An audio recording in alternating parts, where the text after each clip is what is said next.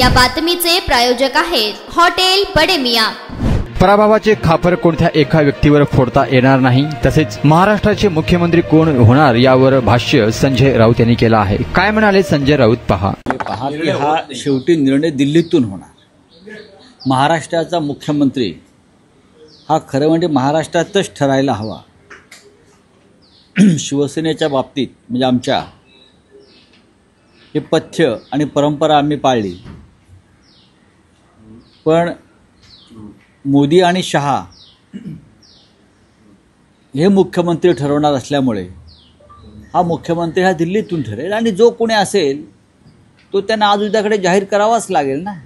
त्यांच्याकडे प्रचंड बहुमत आहे, त्यांना बहुमतासाठी कुठे हात पसरावे लागणार नाही। स्वतः भारतीय जनता पक्षाकडे 140च्या आसपास आमदार आहेत, इतर दोन त्यांच्या मित्र पक्षांकडे साधारण 100 आमदार आहेत। त्याच्यामुळे जो उमेदवार किंवा मुख्यमंत्री दिल्लीतून ठरवेल तो स्वीकारावा लागेल। नाही, पण दोन फॉर्म्युला चर्चेत आहे असं म्हटलं जातंय, 2 वर्ष 2 वर्ष 1 वर्ष किंवा 2.5 वर्ष। आता ह्याच्यावरती मी कसं काय मत व्यक्त करू? ही त्यांची आघाडी आहे, त्यांची युती आहे। शब्द पाळण्यासंदर्भात भारतीय जनता पक्षाची परंपरा नाही, पण आता कदाचित महाराष्ट्राशीच त्यांना वैर घ्यायचा असल्यामुळे ते असे कोणतीही भूमिका घेऊ शकतात। पण रावसाहेब, एक असं म्हटलं जातं आता महायुतीचं जसं महाविकास आघाडीचं आहे, पराभवाचं चिंतन होतंय, त्यात पराभवाचं हा काय आहे, नाना पटोले यांच्यावर खापर फोडलं जात आहे। स्वतः त्यांच्या प्रवक्त्यांच्या माध्यमातून ही भूमिका व्यक्त झालेली की पराभवाची जबाबदारी किंवा कारण नाना पटोले हे आहेत। एका व्यक्तीवरती पराभवाचा खापर फोडता येत नाही। आम्ही महाविकास आघाडी म्हणून लढलो। शरद पवार यांच्यासारखा नेता ज्याच्या मागे महाराष्ट्र उभा आहे असं चित्र दिसलं, त्यांनाही अपयश आलं। अपयशाची कारणं शोधली पाहिजे। ती कारणं EVM मशीनमध्ये आहेत, यंत्रणेच्या गैरवापरामध्ये आहेत, घटनाबाह्य कृत्यामध्ये आहेत, की DY चंद्रचूड यांनी न घेतलेल्या निर्णयामध्ये आहे। मुख्य कारणं ही आहेत, त्यातलं मुख्य कारण कोणतंही शोधावं लागेल। नाना पटोले जबाबदार आहेत का? शरद पवार साहेब जबाबदार आहेत का? आमच्या पक्षाचं नेतृत्व जबाबदार आहेत का? यातून आता बाहेर पडलं पाहिजे। आम्ही तिघांनी एकत्र मिळून निवडणुका लढलो। एखाद दुसऱ्या जागेवर आमच्यामध्ये काही भूमिका वेगळ्या असतील, पण आम्ही तिघांनी एकत्र निवडणुका लढलो। हा महाविकास आघाडीचं अपयश आहे, व्यक्तिगत एका पक्षाचं आहे असं मी मानायला तयार नाही। शेवटी ज्या पद्धतीनं समोरचे आमचे विरोधक निवडणुका लढण्यासाठी उतरले त्याला मी फेअर इलेक्शन मानत नाही।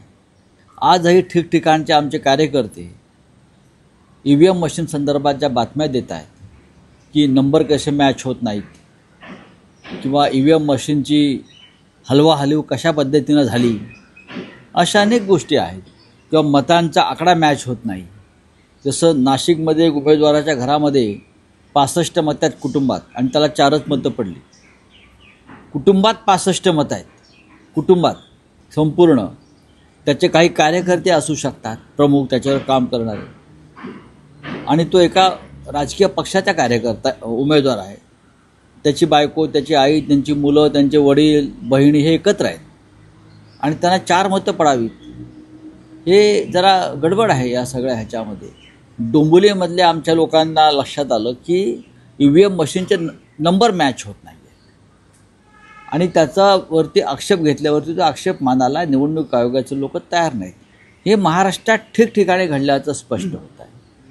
ठाण्यातून EVM मशीन 2 दिवस आधी मतदान झाल्यावर किंवा आधी संभाजीनगरला नेल्या टेम्पोतून असं समोर आलं आणि परत त्या तिथे काहीतरी फिडिंग करून परत ठाण्यामध्ये आणल्या गेल्या आणि त्यातून अनेक ठिकाणी त्या मशीन्स डिस्ट्रीब्यूट झाल्या। अशा प्रकारच्या बातम्या आता समोर आलेल्या आहेत आणि पुराव्यासह समोर आलेल्या आहेत। चांदिवलीमध्ये सुद्धा अशा प्रकारच्या काही घटना घडल्या। नाही ते दिलीप लांडेंनी असं कोणतं कर्तृत्व गाजवलं की त्याला जवळजवळ 1,40,000 मतं पडावीत? मला सांगा ना तुम्ही, असं काय महान क्रांतिकारक कार्य या लोकांनी केलं की त्यांना 1.5 लाख मतं पडावीत. हां, अजित पवारांचे लोक असतील. काल पक्षात गेलेले लोक आमदार झाले आमच्याकडले, शिवसेनेतले 2 जिल्हा प्रमुख आमचे पुणे जिल्ह्यामध्ये. आज पक्ष सोडला, उद्या तिकीट घेतलं आणि 4थ्या दिवशी आमदार झाले. असं कोणतं महान कार्य घडलं? काय आहे असं की 1.5-2 लाख मताधिक्य यांना मिळावं? ह्याच्यामुळे संशयाला जागा आहे.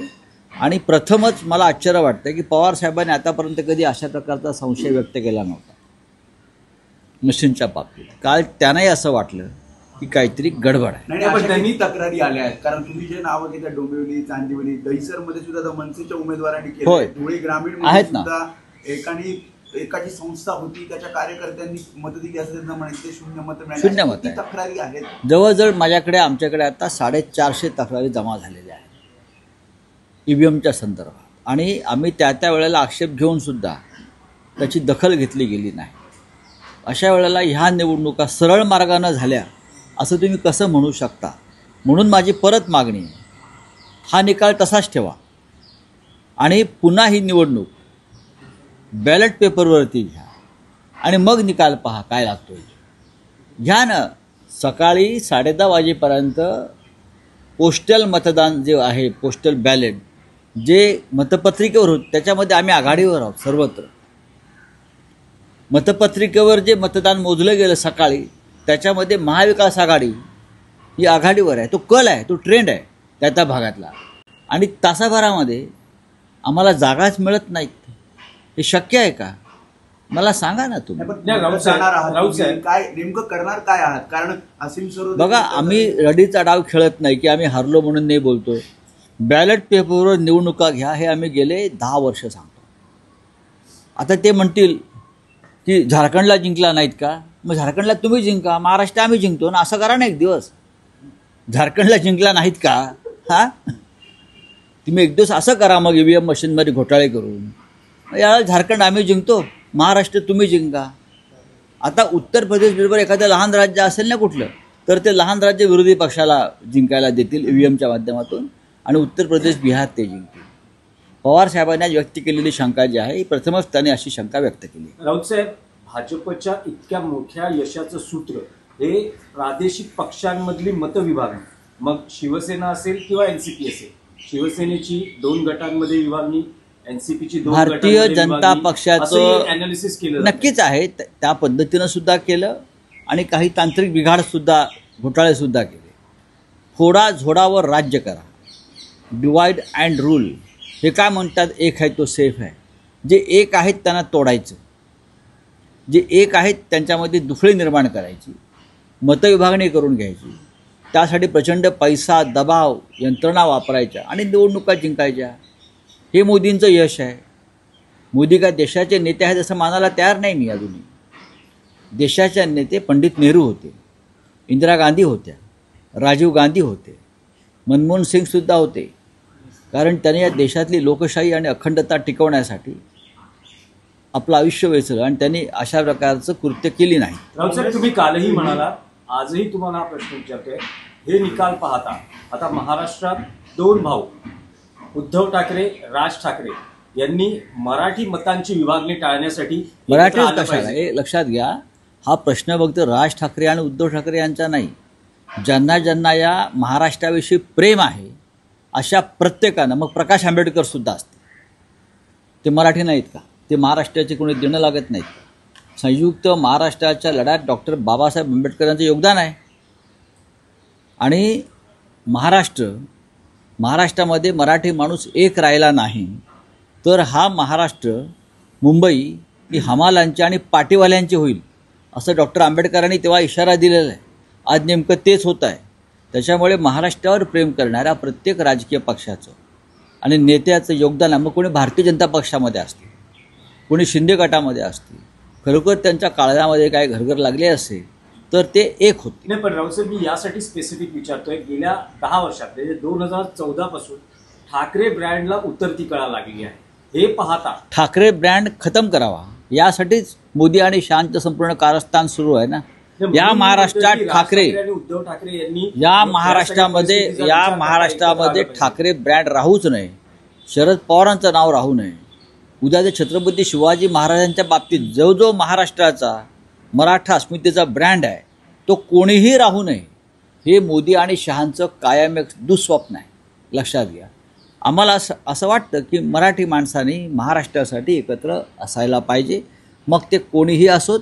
आणि राग, लोभ, अहंकार, द्वेष, मस्त हे बाजूला ठेवून आपण एकत्र येऊन चर्चा केली पाहिजे. हे माझं म्हणणं सगळ्यांसाठी आहे. तुम्ही व्यक्तिगत कोणाविषयी घेऊ नका. थँक्यू.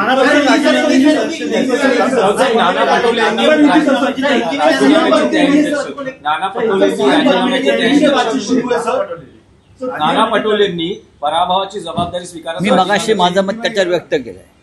ही कोणा एकाची जबाबदारी असत नाही, सामुदायिक जबाबदारी असते. नाना पटोले हे त्या पक्षाचे प्रांताध्यक्ष आहेत, पण त्याचबरोबर महाराष्ट्रामध्ये इतर अनेक ठिकाणी प्रमुख नेत्यांचा पराभव झालेला आहे. आणि मी असं म्हणतो की या पराभवाचं खरी कारणं शोधावी लागतात. या पराभवाची मी कोणावरही टीका करणार नाही. कोणी हरलंय, कोणी जिंकलं म्हणून अजिबात नाही. मुख्यमंत्री पद को लेकर लगातार महायुति में प्रयास लगा जा रहे हैं. बात ऐसी है भाई अभी भी फैसला नहीं हो रहा है. फैसला हो जाएगा. उनके पास पास भारी बहुमत है. बहुमत इतना बड़ा है कि वो निर्णय कुछ भी ले सकते, किसी को भी मुख्यमंत्री बनाकर दिल्ली से भेज सकते. महाराष्ट्र का मुख्यमंत्री दिल्ली तय करेगी, मोदी शाह तय करेगी. वो मुख्यमंत्री ऐसा रहेगा जिससे गुजरात को ज़्यादा फायदा जो कर सकता है वही नेता मुख्यमंत्री होगा. महाराष्ट्र के फायदे की बात नहीं होगी, मराठी मानुस के फायदे की बात नहीं होगी, लेकिन ये उनका फैसला होगा. उनके पास बहुमत है. बहुमत के ताकत पर, बल पर वो किसी को भी मुख्यमंत्री बना सकते हैं. और मोदी और शाह जी ने राजस्थान, मध्य प्रदेश में इस प्रकार का निर्णय लेकर दिखाया है. सर, बीजेपी ने कहा है कि एलओपी वो नहीं बने देंगे महाराष्ट्र में. शरद पवार ने कल एक बयान दिया है कि बटेंगे तो बटेंगे, ये जो नारा चलाया गया है इसकी वजह से वोटों का ध्रुवीकरण होगा. देखिए, ध्रुवीकरण की बात तो माननी पड़ेगी. यही उनकी सबसे बड़ी ताकत रही, मतों का ध्रुवीकरण, मतों का विभाजन, चाहे जात के आधार पर, चाहे धर्म के आधार पर, चाहे पार्टी तोड़कर विचारधारा के आधार पर. ये मोदी जी की यही ताकत है.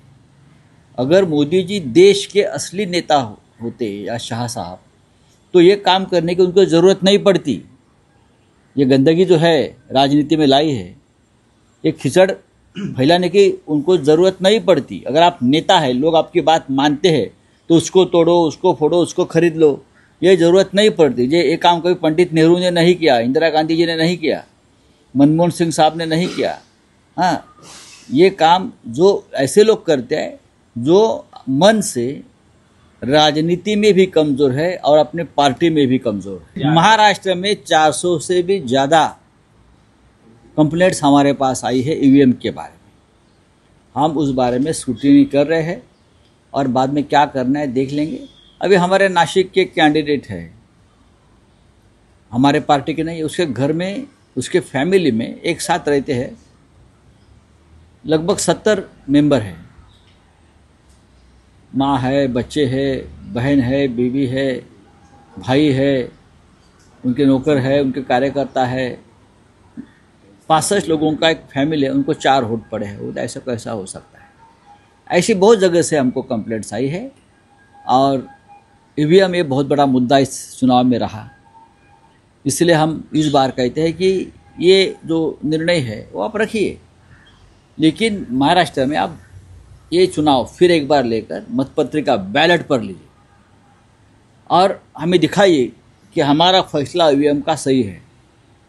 अगर बैलेट पर आप जीतते हो, देखिए पोस्टल बैलेट पर जो काउंटिंग हो गया महाराष्ट्र, उसमें तो महाविकास आघाड़ी का सब जगह पर हमने आगे है, हम लीड पर है. 140 145 सीट पर हम लीड पर हैं. बैलेट पेपर पर जो चुनाव और काउंटिंग हो गया, तो अचानक 1 घंटे में हम नीचे कैसे आ सकते? और इतने नीचे क्या ये पॉसिबल है? शरद पवार जैसा नेता, महाराष्ट्र उसके पीछे खड़ा था इस बार. उनको जिस तरह से सीटें मिली है या अजीत पवार को सीटें मिली है, ये कौन सा निर्णय है? इसके लिए ये जो सब खिचड़ हो गया ना महाराष्ट्र में, मिस्टर चंद्रचूड जिम्मेदार है। मटन, चिकन आणि बीफसाठी प्रसिद्ध असलेलं सोलापूर शहरातील विजापूर वेस्ट येथील प्रसिद्ध hotel Bade Miyan, paya tahari mutton biryani, chicken biryani, mutton seekh, chicken 65 आदी मिळण्याचं एकमेव ठिकाण हॉटेल बडे मियाँ। मटन मध्ये beef mutton rice, beef cheese angoori, Bade Miyan special mutton, mutton angara, mutton kadhi, keema masala. Chicken मध्ये chicken rice, chicken Malvani, special Bade Miyan chicken, chicken cheese angoori, chicken tikka, chicken Hyderabadi, butter chicken, kadai chicken masala असे भरपूर आयटम्स उपलब्ध। मटन बिर्याणी, चिकन बिर्याणी, बीफचे special dish सुद्धा जेवणासाठी उपलब्ध। खास हॉटेलमध्ये जेवणाची सोय आणि पार्सलची सोयही उपलब्ध। स्वस्त आणि मस्त जेवण मिळण्याचं विजापूर वेस्ट येथील एकमेव ठिकाण हॉटेल बडे मियाँ। आमचा पत्ता हॉटेल बडे मियाँ, विजापूर वेस्ट, सोलापूर।